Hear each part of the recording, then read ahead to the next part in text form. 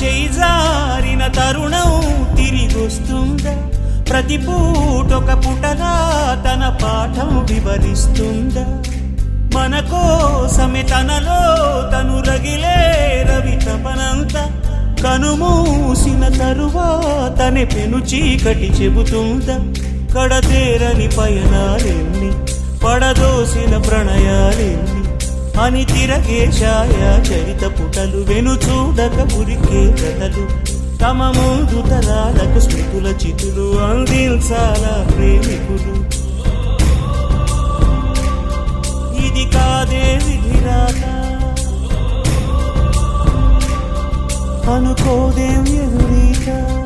10 నెలలు తనలో నిన్ను మోసిన అమ్మైనా, అప్పుడో ఇప్పుడో కనని కలను